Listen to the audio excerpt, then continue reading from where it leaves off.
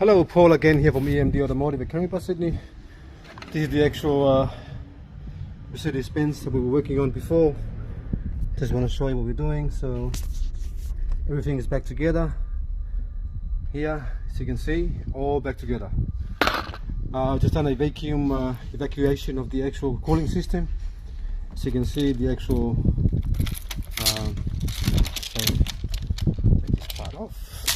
Yeah, so you can see it's holding vacuum. That's been there for I've locked this up about say 15-20 minutes ago. Usually when they're holding vacuum, that means there's no leak in the cooling system, so it's sitting there like that. If there's a leak, that will never get to the yellow one, the yellow line. If there's a leak in the cooling system, that little needle will probably stay down here and fluctuate, and it will never move up.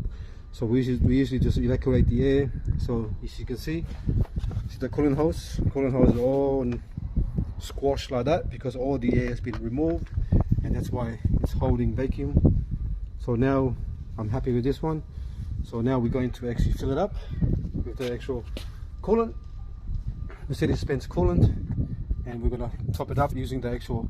What we do is we open this part here, and then that part there is connected to the actual bottle here inside there, and that will force the cooling to be sucked into the actual system, so to minimize any kind of air getting in there to create any airlock. All right, just give me, I'm gonna press pause and we'll come back.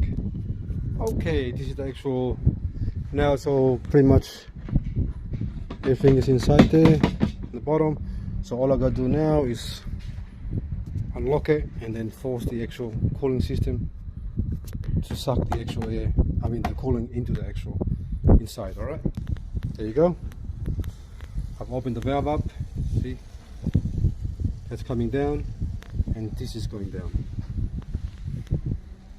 After this we're going to start the car up, and it should start straight away because the timing is correct. Everything is done properly. I've checked the timing probably like 4 or 5 times, tension up 4 or 5 times, everything's torqued up to the specs, and pretty much we are ready to start the car up, and it should start first go. If it doesn't start first go, there must be a wire not connected or something not right.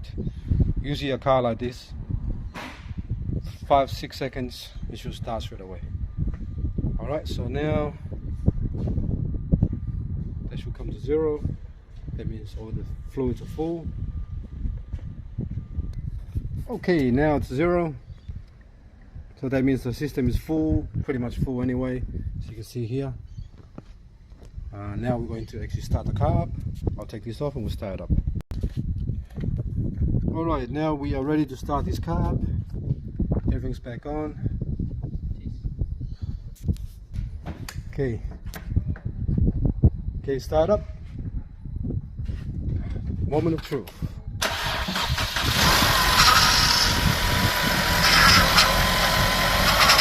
Start off. Gonna top up the power steering again because that was empty, so we're gonna top it up again. That's why you hear that noise. But the car started first go. Alright, get the power steering again, the bottle. Alright, I just topped up the power steering fluid. Now we're gonna start up again. Okay, start up again. That's much better.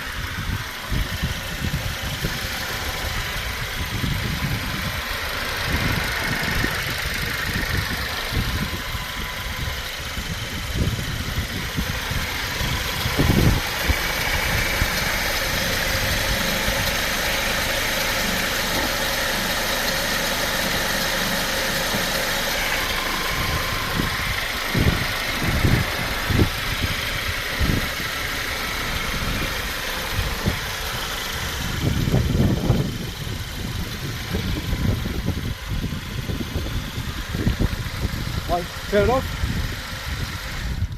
Alright, good news, this car started first go. So now we're going to just top up the cooling system, get it run. We're going to double check it tomorrow for any oil leaks on the front cover and cam cover. We've got new gasket for the cam cover. We resealed the front cover as well. Pretty much new seals, new coolant seals for the actual back of the actual timing case cover at the front. There's one coolant bit on this part here. There's an O-ring behind here, inside there, for the cooling system, and another rubber o-ring on the actual front timing case was replaced as well. Alright, so good news, this car started first go. We're going to actually road test it tomorrow and then we'll go from there. Alright, thanks for watching and please subscribe.